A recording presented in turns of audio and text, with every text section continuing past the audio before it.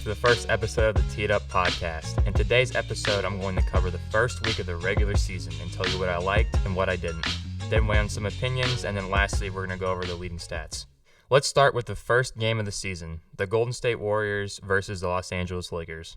The Warriors won this game 123-109.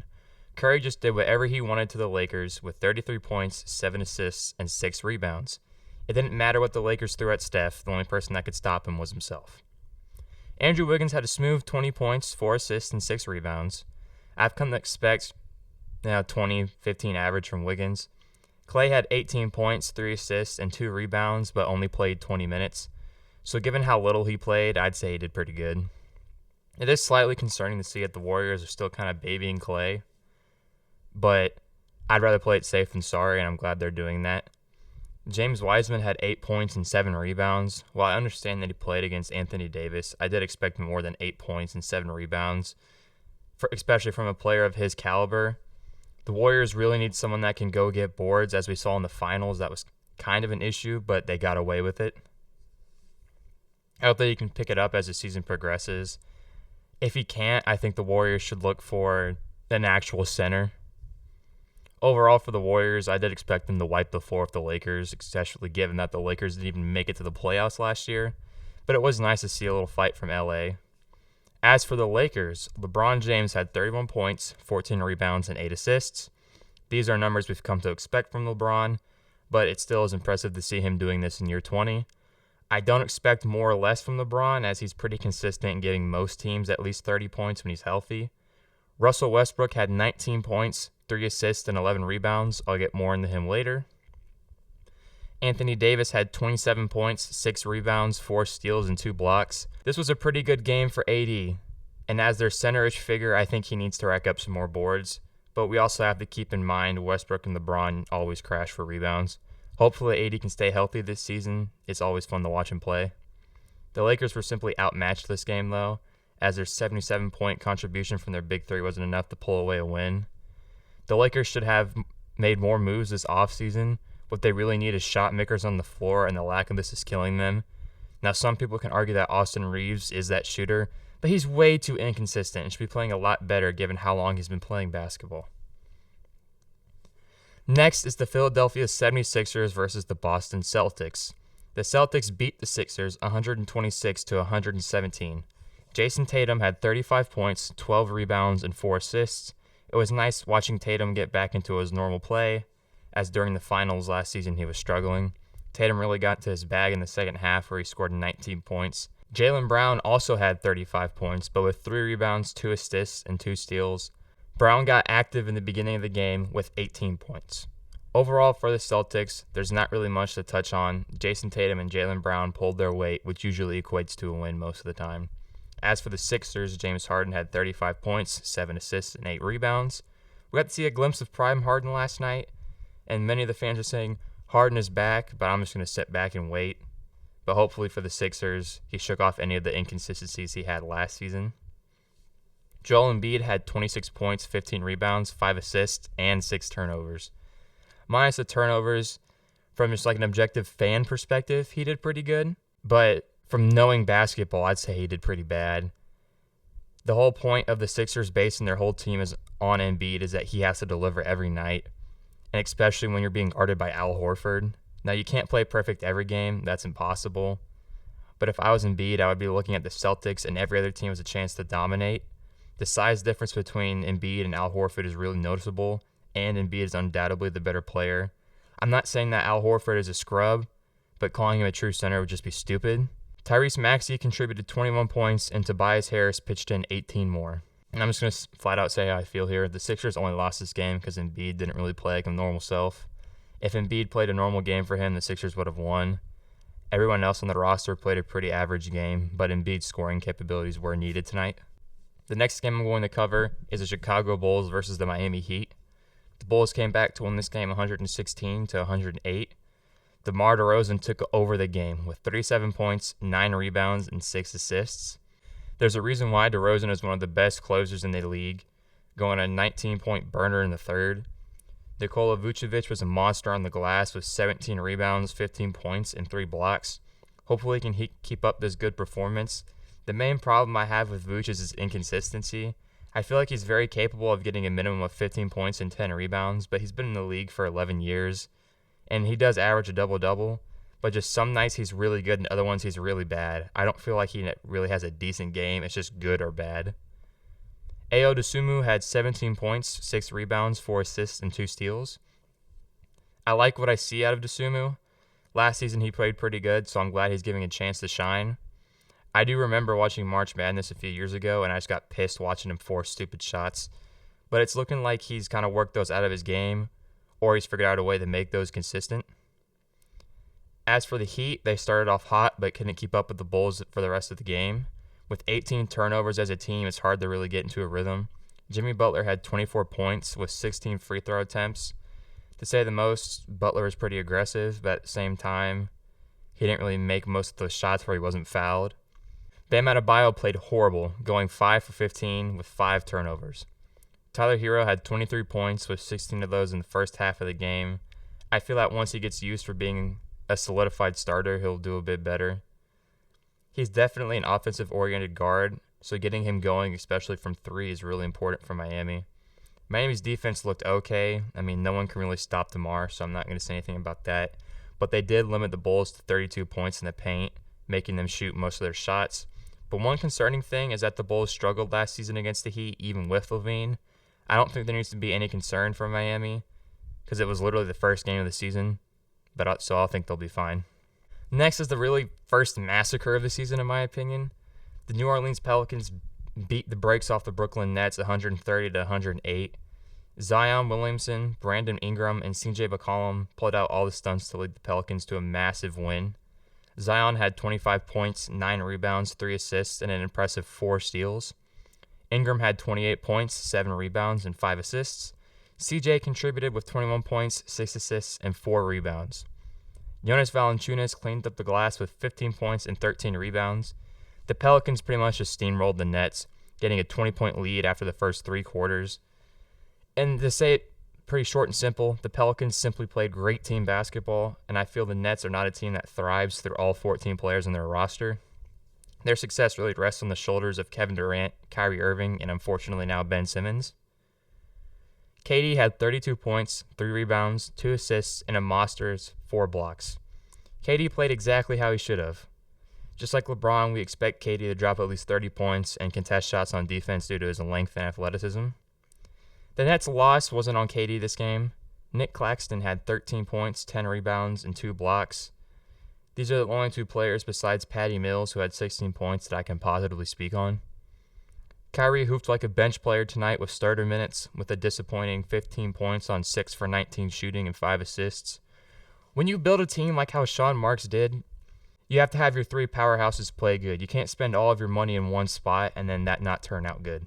You spend a ton of money on 2 of the biggest stars in the NBA, and you leave little salary cap room for supporting players if those starters play badly. A big night was needed out of Kyrie, and he couldn't step up. And now for Ben Simmons, I'm not even going to tell you. I'm not even going to tell you a stat line. I'm just going to tell you he fouled out in the first 23 minutes. I'm speaking on him later. Okay, on a better note, the Milwaukee Bucks played the Philadelphia 76ers. This is our first look at Giannis and the Bucks this season, hopefully an Embiid redemption game. The Bucks beat the Sixers 90-88. Giannis had 21 points, 13 rebounds, 8 assists, and 3 blocks against the Sixers. I'm going to be honest, I'd expect a little bit more scoring from Giannis, but I feel his value as a two-way player makes up for the lack of scoring tonight. Even if Giannis didn't have those 3 blocks, he still contests every shot he possibly can. Even if that means he's getting dunked on, he's still going for the block. His defensive presence alone really alters the decision-making of every player he guards, and you can't afford not to change the way you play when you're being guarded by a 7-foot-tall athletic freak of nature. Chris Middleton is still recovering from his off-season wrist injury, and he did not play against the Sixers tonight. I'm sure the Bucks would have won by a landslide with Chris there to help carry the offensive load. Brook Lopez helped out with 17 points, 4 rebounds, and 2 blocks. The Bucks definitely needed more rebounds from Brook, but in the end it didn't really matter. Drew Holiday had 6 points on a horrible 2 for 15 shooting, but he did have 8 assists and 2 steals. And I feel like Holiday needed to at least score 15 points, but just like Giannis, Holiday is a very good two-way player, and as long as he plays decent defense, he should be fine. Now, yes, while Harden did have 30 this game, which I'll get into more later, it didn't matter who Harden played that night. He would have dropped 30 regardless. What does matter is that Holiday was able to make plays when it mattered, like when he stopped Harden in the last few seconds of the game. And the Bucks as a team overall did really good shutting down the three-point line, with the Sixers only making 5 out of 24 of the three-pointers attempted on the night. I thought this was a very good defensive game plan by Mike Budenholzer. It's damn near impossible to stop James Harden when he gets going, so forcing him inside for 2s versus 3s is a much better scenario. Overall, an okay offensive performance by the Bucks, but their defense did the talking tonight. As for the Sixers, James Harden had 31 points, 9 assists, and 8 rebounds with 2 steals. It's nice to see that the Harden we once knew is coming back. He looks healthy, and so far he's playing pretty good, consistent basketball. Tyrese Maxey had 15 points. I'm just going to flat out say it. I think Maxey is just a bench player with starting minutes. There's not really much I can expect from him. Joel Embiid put up Kyrie numbers tonight with 15 points on 6 for 21 shooting and 12 rebounds. I'm not trusting the process right now. These 2 back-to-back rough games for Embiid are slightly concerning. A 3rd game in a row would be something to really worry about. His defense on the night also looked pretty sluggish, which to me is not what an MVP caliber player looks like. And the Sixers had terrible transition defense. Harden's looking like the only good thing going on for this team right now. Next is the battle for LA. The Los Angeles Clippers beat the Los Angeles Lakers 103-97. Even though it was only a 6-point loss, it felt a lot worse. This was a very interesting game for me for many reasons. One of them being that I will not be talking much about the Lakers, as I'd rather make fun of a player than a whole organization. But let's cover the Clippers first. Scoring was very spread out for the Clippers, so I'm going to cover this a little differently. Kawhi Leonard, Ivica Zubac, and Marcus Morris Sr. had 14 points. Paul George and John Wall had 15 points.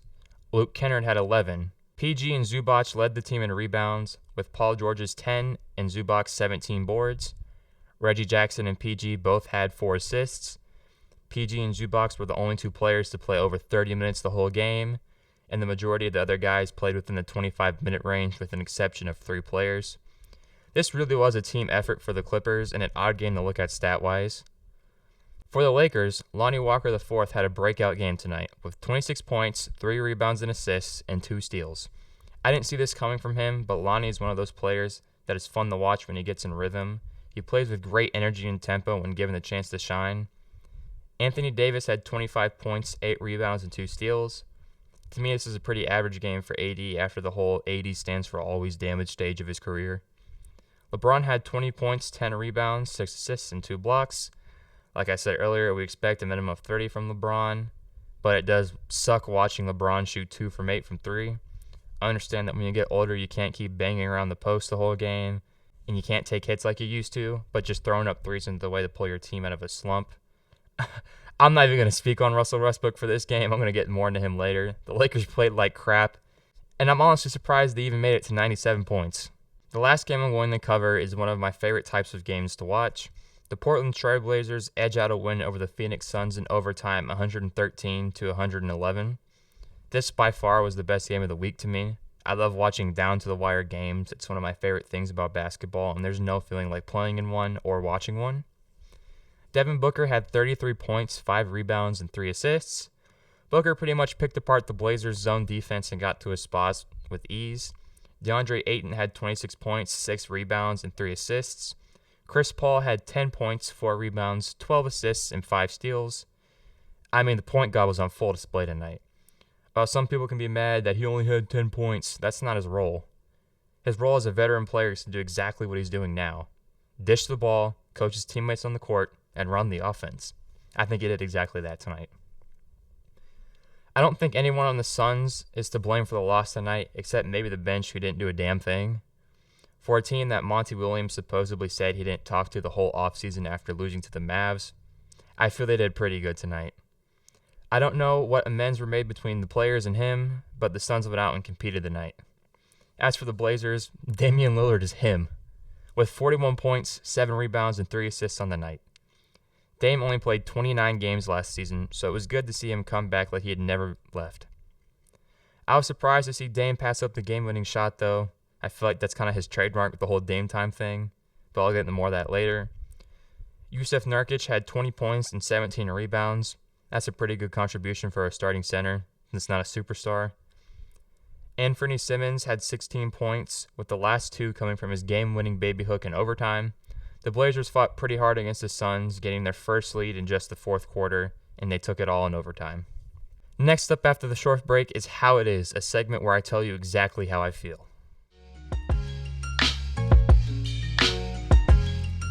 Welcome to How It Is. This is where I'm going to talk about Westbrick. Sorry. We're going to start with a clip from his interview, and we're just going to go from there.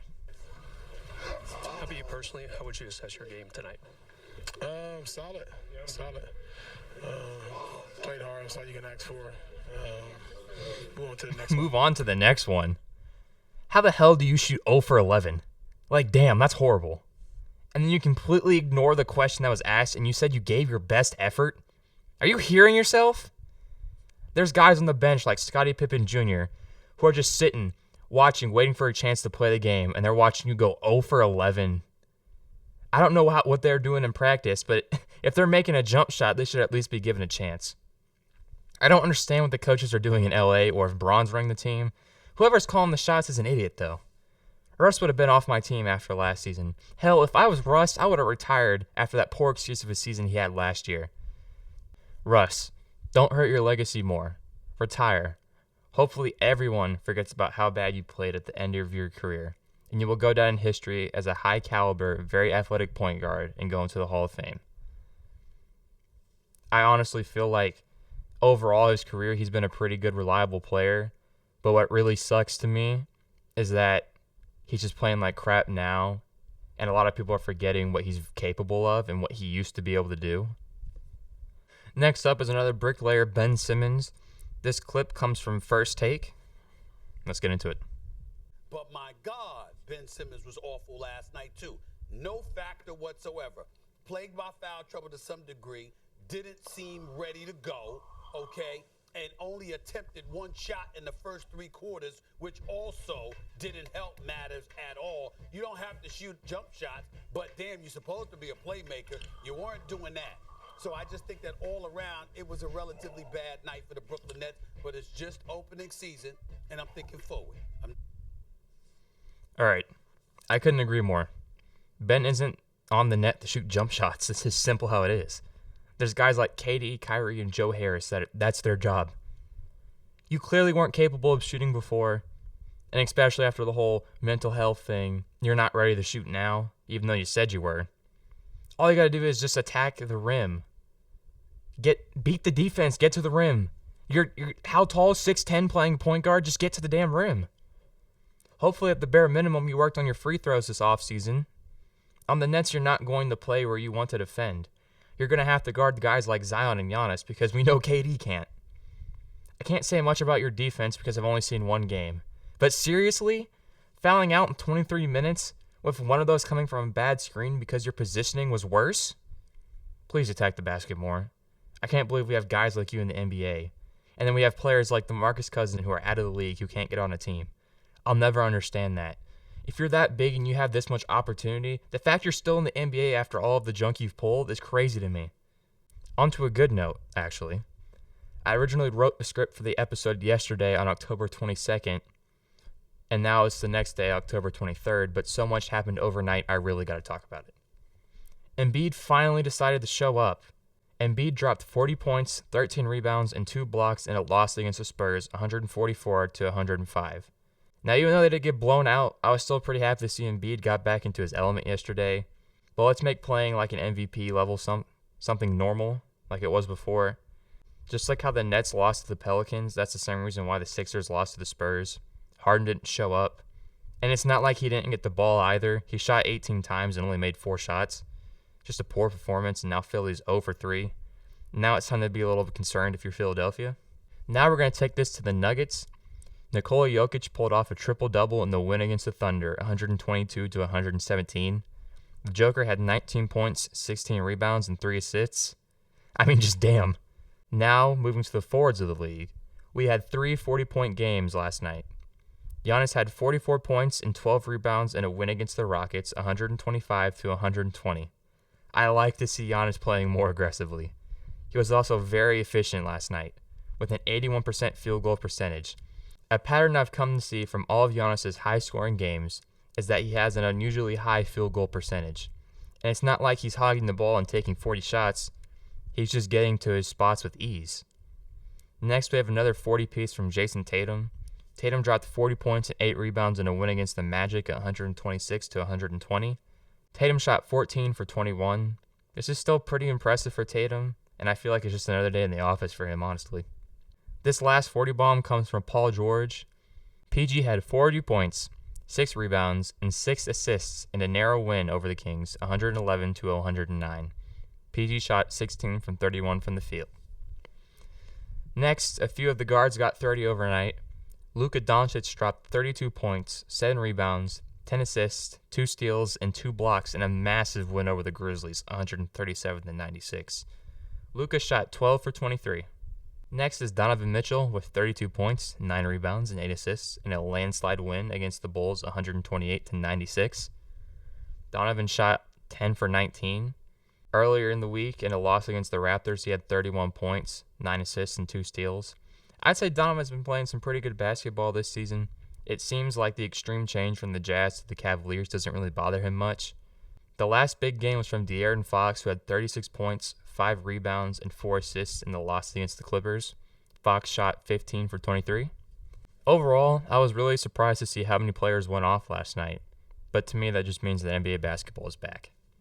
Next up is Debating the Experts.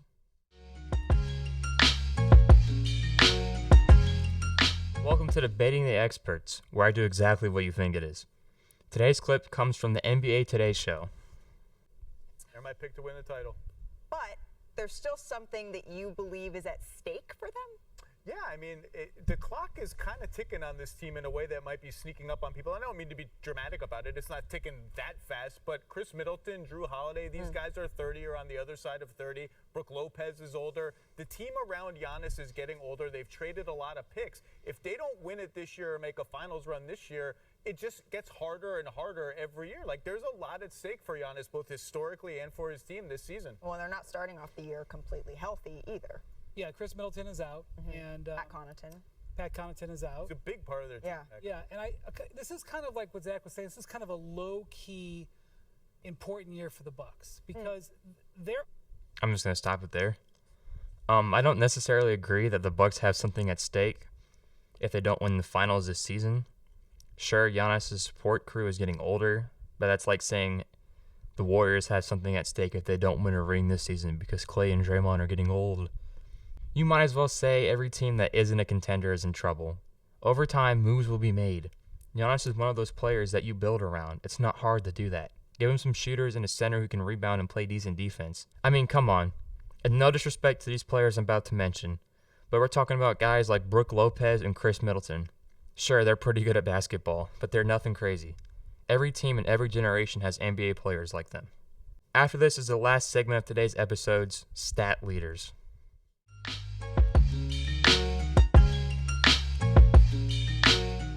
Welcome to Stats Leaders. If you don't know what this segment could be about, there's a Cocomelon podcast just for you, actually. Just kidding.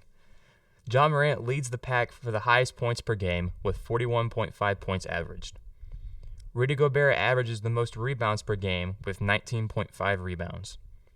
Trae Young averages the most assists per game with 13 assists. Ivica Zubac averages the most blocks per game with 5 blocks. Lastly, DeJounte Murray averages the most steals per game with 4.5 steals. Some of the players on this list have only played one game, so don't expect the same names every week. Unless it's Ja Morant, he's just different. And that wraps it up for episode 1 of the Teed Up Podcast. If you enjoyed this episode and want to hear more episodes like this, please consider leaving a like, comment, and subscribing if you're on YouTube. If you're on Spotify or any other streaming service, please download my episode to your streaming app. It doesn't download it to your phone, just download it to the app so that you can access it when you're offline or have no internet. These are the best ways to support me and let me gauge how I'm doing. As always, this is your host Carter, and thank you for listening to the Teed Up Podcast.